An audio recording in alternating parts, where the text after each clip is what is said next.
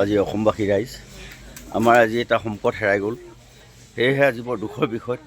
সকলো অসমবাসী ৰাইজক মই এটা ভিডিঅ'ৰ পঠিয়াব বিচাৰিছোঁ।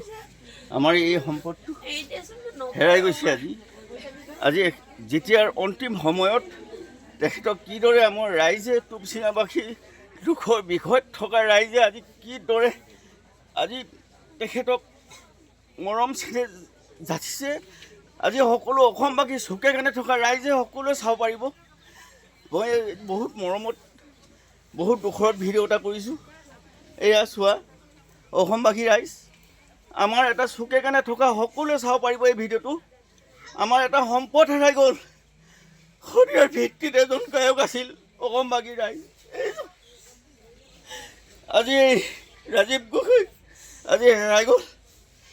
তাৰ বাবে আজি কিমান দুখীয়া মানুহবিলাক কিমান দুখ কষ্টৰে আজি ইয়াত ভুক্তভোগী হৈ আছে। এয়া সকলো ৰাইজে চাব পাৰিব, চুকে কাণে থকা অসমবাসী ৰাইজক দেখাইছোঁ আমাৰ আজি সম্পদ এটা হেৰাই গ'ল। এয়া চোৱা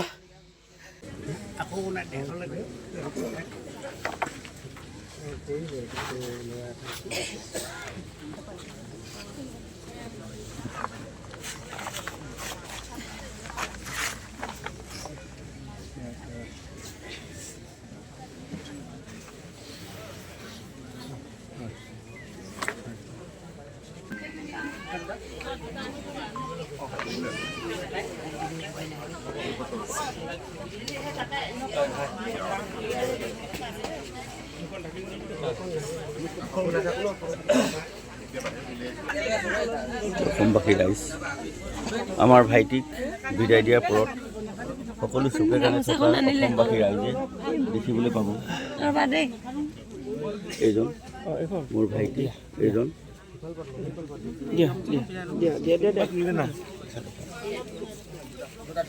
সকলো চুকে কাণে থকা অসমবাসী ৰাইজে দেখা পাব।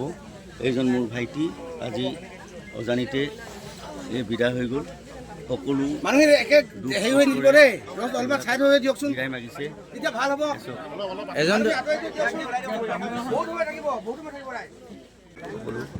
বহুত ৰাইজ আহিছে, সেয়েহে অসমবাসী চুকে কাণে থকা ভিডিঅ' মই পঠিয়াইছোঁ, সকলোৱে চাব পাৰিব। এয়া দুখৰ বিষয়ত সকলোৱে আহিছে। ইয়াত কিমান দুখৰ বিষয়, বহুত মানুহ, এয়া বহুত মানুহ সকলোক দেখাইছোঁ। এয়া শৰীৰৰ ভিত্তিত তেখেত মোৰ সম্পদ হেৰাই গ'ল।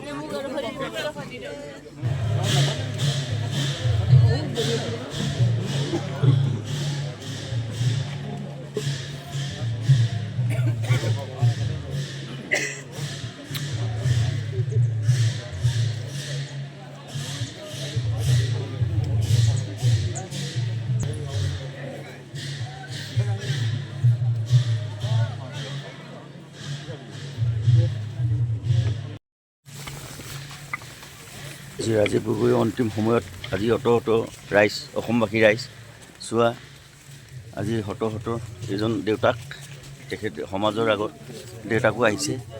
গতিকেলৈ চব শত ৰাইজ আজি এটা সম্পদ হেৰাই যোৱাৰ কাৰণে গোটেই অসমবাসী ৰাইজে আজি আহি আমাৰ ৰাজীৱ গগৈ তেজৰ অন্তিমত এয়া সকলো ৰাইজে শৰ নিয়াৰ সময়ত সকলোক দেখাইছোঁ।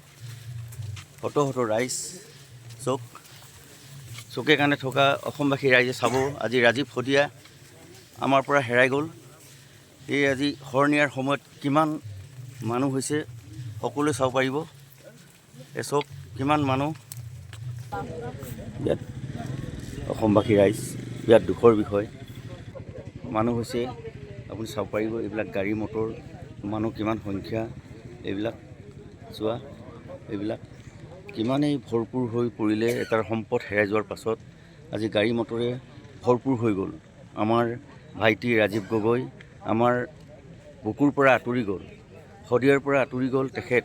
সেয়েহে আজি ইমান মানুহ, এই চব মানুহ ভৰপূৰ, গাড়ী মটৰে ভৰি পৰিলে। এয়া চোৱা আজি আমাৰ ৰাজীৱ গগৈ হেৰাই পিছত শৰ নিয়াৰ সময়ত স্কুলৰ ফিল্ডত কিমান গাড়ী মটৰে ভৰা, তেখেতৰ ঘৰত তো নকবি আৰু।